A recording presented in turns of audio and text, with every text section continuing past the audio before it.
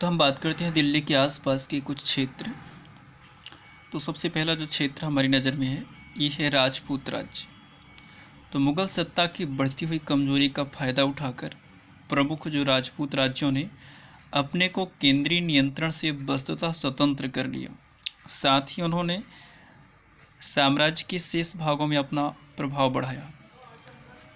फर्रुखसियर और मोहम्मद शाह के शासनकाल में आमेर और मारवाड़ के शासकों को आगरा, गुजरात और मालवा जैसे महत्वपूर्ण मुगल प्रांतों का सूबेदार बनाया गया। राजपूताना के राज्य पहले की तरह विभाजित रहे। उनमें जो बड़े थे उन्होंने अपने कमज़ोर पड़ोसियों राजपूत और गैर राजपूत दोनों के इलाकों को ही हथिया कर अपना विस्तार किया। अधिकतर बड़े राजपूत राज्य निरंतर छोटे झगड़ों और गृह युद्धों में फंसे रहे। इन राज्यों को अंदरूनी राजनीति में उसी बोलबाला था, उसी तरह का जैसा मुगल दरबार में था। मारवाड़ के अजीत सिंह को उसके बेटे ने ही मार डाला। 18वीं सदी का सबसे श्रेष्ठ राजपूत शासक आमेर का सवाई जय सिंह, जो कि 1681 से 1743 तक प्रभावी रहा, वह एक विख्यात राजनेता, कानून निर्माता और सुधारक था, परंतु सबसे अधिक वह विज्ञान प्रेमी के रूप में प्रसिद्ध हुआ। अब थोड़े से जान लेते हैं कि सवाई जय सिंह 1681 से 1743 के बीच इन्होंने अपनी शासन सत्ता संभाली। काफ़ी प्रभावशील शासक थी। तो जय सिंह की सबसे बड़ी विशेषता ये थी कि वह एक महान खगोल शास्त्री भी था। उसने दिल्ली, जयपुर, उज्जैन और मथुरा में बिल्कुल सही और आधुनिक उपकरणों से सुसज्जित पर्यवेक्षणशालाएं बनाई। कुछ उपकरण खुद जय सिंह के बनाए हुए हैं। उसके खगोल शास्त्र संबंधी पर्यवेक्षण आश्चर्यजनक रूप से सही होती थी। उसने सारणियों का एक सेट तैयार किया जिससे लोगों को खगोल शास्त्र संबंधी पर्यवेक्षण करने में सहायता मिले। इसका नाम जिज मोहम्मद शाही था।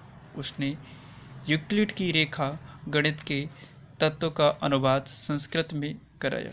उसने त्रिकोणमिति की बहुत सारी कृतियों और लघु गणकों को बनाने और उनके इस्तेमाल संबंधी नेपियर की रचना की।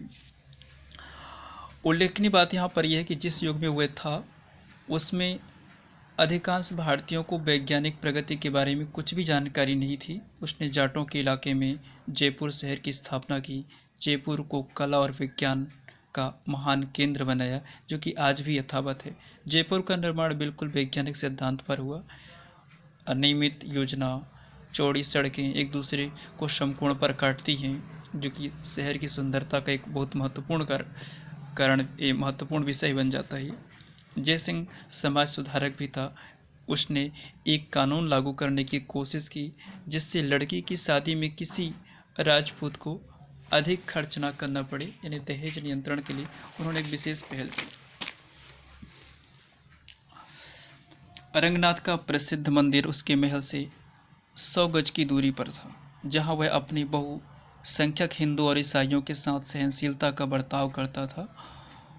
वहीं वह उन हिंदुओं और ईसाइयों के प्रति काफ़ी कठोर भी था जो प्रत्यक्ष या परोक्ष रूप से मैसूर राज्य के विरुद्ध अंग्रेज़ों की मदद करते थे। तो ये सभी राजा जय सिंह के बारे में था। बहुत ही इंटरेस्टिंग है ये उनकी हिस्ट्री, क्योंकि उन्होंने आधुनिकता का जो प्रयास किया था, आधुनिक वातावरण बनाने का, वैज्ञानिक प्रगति को महत्व दिया था अपने शासनकाल में, और उसके लिए वो खुद पहल की, खुद वो आगे आए और अपने शासनकाल में उन्होंने कुछ नई चीज़ें लाई जो पहले के मुकाबले नए परिवर्तन को बयां करती हैं। धन्यवाद।